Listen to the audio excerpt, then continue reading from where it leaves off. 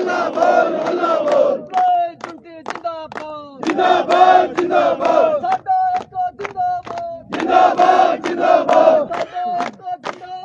जिंदाबाद जिंदाबाद जिंदाबाद जिंदाबाद जिंदाबाद जिंदाबाद सारे बोलो जिंदाबाद जिंदाबाद जिंदाबाद जोर से बोलो जिंदाबाद जिंदाबाद जिंदाबाद हक तो डका पैर नहीं देना लुल्लू टोला रहने नहीं देना हक तो डका पैर नहीं देना लुल्लू टोला रहने नहीं देना तापेश का रक्षा लागू करो लागू करो लागू करो तापेश का रक्षा लागू करो लागू करो लागू करो आवाज दो हम एक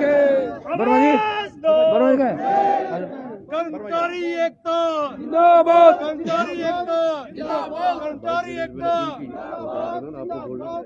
आपका इंट्रोड्यूस कर लीजिए आप खुद ही करें ना। अच्छा कर्मचारी हक की बात करेगा वही 2 मिनट सुनो। सर, आज विश्वविद्यालय के सभागार में आप लोगों की बैठक हुई है, क्या कुछ उसमें मंथन हुआ है और अब आप एसडीएम कार्यालय पहुंचे? देखिए, हिमाचल प्रदेश संयुक्त कर्मचारी महासंघ एक नया संगठन बना है जिसमें 41 प्रदेश के कर्मचारी संगठन इसमें सम्मिलित हुए हैं। तो उस बैनर के तले हमने जो पंजाब के छठे वेतन आयोग की अनियमितताएं हैं, जिस तरह से हिमाचल सरकार ने कर्मचारियों को ठगा है, और क्योंकि 1978 से लेकर हिमाचल सरकार का पंजाब के साथ एक समझौता है, एमओयू साइन हुआ है कि हम पंजाब का स्केल अक्षरशः लागू करेंगे। जिस तरह से आप देख रहे हैं, हिमाचल सरकार ने जो छठा वेतन आयोग 1/1/2016 से लागू किया है वो पंजाब से बहुत ज़्यादा डेविएट हो गया है। उसमें कर्मचारी, अगर मूल वेतन की बात करूं मैं, तो 3 से 10 हज़ार रुपए तक का बेसिक जो है अलग अलग कैटेगरियों में पीछे हो गया है। तो पहली बात तो यह है कि पंजाब ने भी कर्मचारियों को ठगा है। पंजाब का जो वेतनमान लागू हुआ है वो भी जो है केंद्र सरकार के वेतनमान के अनुरूप नहीं है। लेकिन बड़ी मजे की बात क्या है कि हिमाचल का जो वेतनमान लागू हुआ है वो पंजाब से भी 3 से 10 हज़ार रुपए मूल वेतन में पीछे, इसलिए कर्मचारियों में रोष है। इसलिए संयुक्त कर्मचारी महासंघ बना है जिसमें आप देख रहे हैं डिफरेंट तरह की कार्यकारिणी थी। हमने 15 दिन का अल्टीमेटम गवर्नमेंट को दिया था क्योंकि 20 तारीख को ये संगठन बना था, 20 जनवरी को। उसके बाद इसके 15 दिन पूर्व हुए, सरकार के कान में जूं तक नहीं रेंगी। सरकार के जो चाटुकार लोग थे उन्होंने उनको आगे किया और वो ये बताने में लगे रहे कि सरकार कर्मचारी हितैषी है, वो कर्मचारियों का भला कर रही है, कर्मचारियों के लिए सब कुछ कर रही है।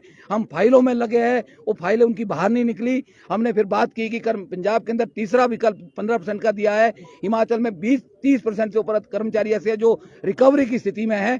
तो हिमाचल को, प्रदेश की सरकार को आनन फानन में 15% का जो विकल्प है वो लागू करना पड़ा संयुक्त कर्मचारी महासंघ के दबाव में। लेकिन जिस तरह से 15% का विकल्प लागू किया गया है उससे केवल मात्र एकमात्र जो हमारी कैटेगरी है अलग अलग विभागों में जो 5,910 के पे बैंड में है, वो भी वो कैटेगरी जिसको 1/10/12 को 10,200 के जो 10,800 के इनिशियल पे बैंड में डाला गया था, वही एक कैटेगरी है जिसको थोड़ा सा फायदा हुआ, लेकिन उसकी भी रिकवरी अभी खड़ी है। मैं आपको बताऊं कि जो 15% के विकल्प के साथ सरकार ने कहा कि हम जो है किसी भी तरह का एरियर कर्मचारियों को नहीं देंगे, लेकिन बड़े दुख की बात यह है वित्त विभाग वो कहना भूल गया कि हम किसी तरह की रिकवरी भी नहीं लेंगे। तो आज भी रिकवरी उन कर्मचारियों को स्टैंड कर रही है। एक तो हम लड़ रहे हैं कि हिमाचल प्रदेश के कर्मचारियों की रिकवरी के बारे में हिमाचल सरकार स्थिति साफ करे। नंबर 2 बात यह है कि जो बाकी 10,310 के पे बैंड के जो पहले से कर्मचारी थे उनका रिवीजन जो हुआ 1/10/12 को, वो सारे जो है 15% के विकल्प से कोई फायदा उनको नहीं हो रहा, बल्कि और ज्यादा उनको नुकसान हो रहा है। हमने आज स्थिति आंकड़ों के माध्यम से आज भी कही है,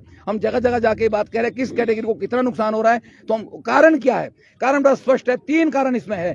पहला कारण यह है जो पंजाब ने 1/10/12 को जो 1/10/11 को रिवीजन किया, हिमाचल ने 1 साल बाद किया, लेकिन हिमाचल ने उसमें 2 साल की शर्त लगा दी। वो शर्त जो है बेतुका शर्त है, उसका कोई संबंध नहीं है, कोई उसका कायदे कानून के हिसाब से उसको कहीं नहीं ठहरती, वो शर्त को खत्म किया। नंबर 1।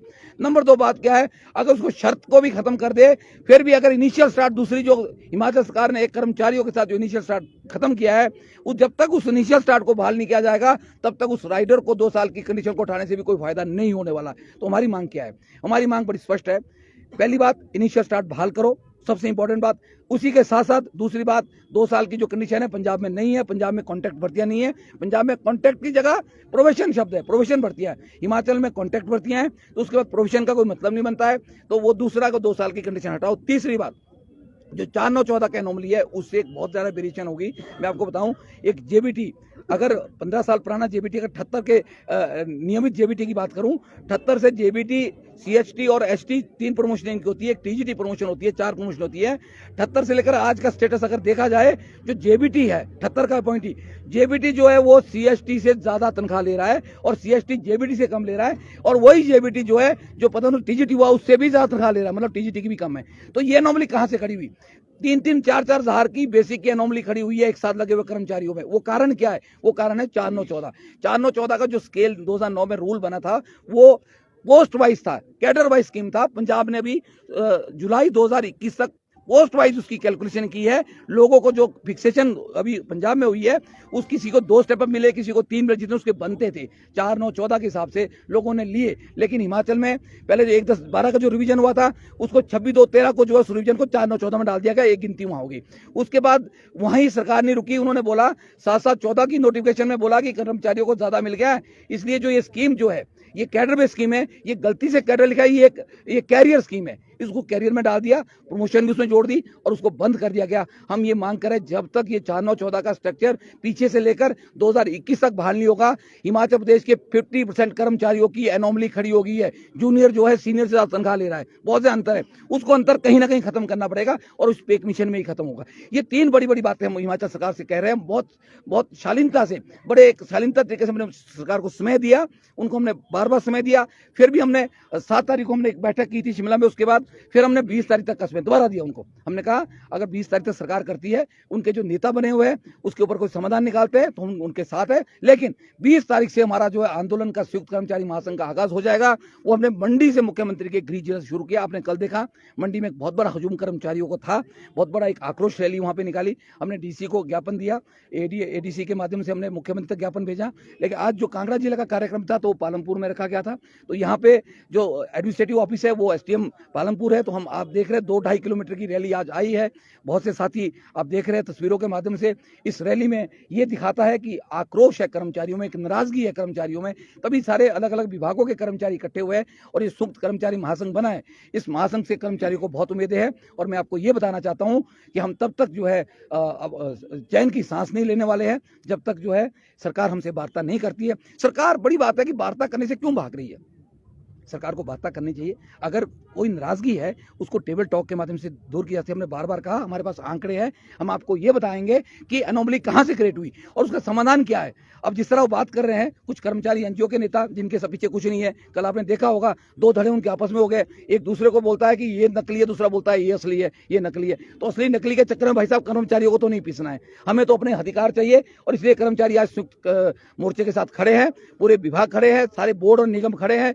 तो हम ये मांग करेंगे और सरकार से उम्मीद भी करेंगे कि सरकार जल्दी वार्तालाप करे, ये गतिरोध तोड़े, नहीं तो कल चंबा में आप देखेंगे इस तरह का जनसलाह। कल चंबा में भी, हम चंबा भी जा रहे हैं। उसके बाद 27 तारीख को हमीरपुर के अंदर है, उसके बाद हम सचिवालय विधानसभा का घेराव भी करने वाले हैं और सरकार की मुश्किलें खड़ी होने वाली है। कर्मचारी बहुत नाराज है। हम बार बार यही कह रहे हैं, आप सरकार को कुछ नहीं हमें चाहिए, पंजाब के बराबर हमारे को पे कमीशन दो और साथ ही साथ जो हमारे भत्ते हैं जो 16 साल से नहीं दिए, भत्तों की लड़ाई में हम 7 साल लड़े, भत्ते भी हमें साथ नोटिफाई करके दें।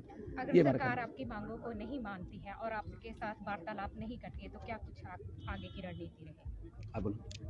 हम प्रदेश के माननीय मुख्यमंत्री महोदय से कहना चाहते हैं कि प्रदेश का कर्मचारी आपसे कोई नई मांग लेकर के नहीं आया है।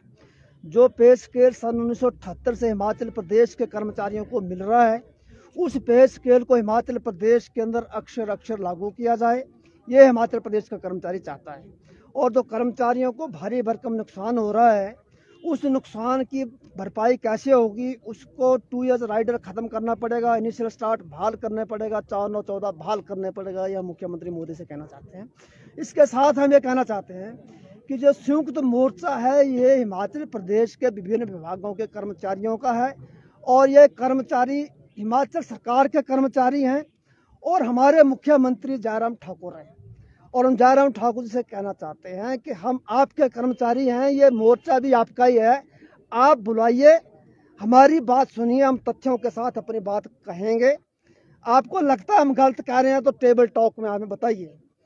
और अगर हमारी बात को नहीं सुना जाएगा तो हम पूरे हिमाचल प्रदेश के जिला स्तर के, ब्लॉक स्तर के, स्टेट स्तर के, हर लेवल के ऊपर धरने रैलियां करेंगे और इन गलत नीतियों का विरोध करेंगे।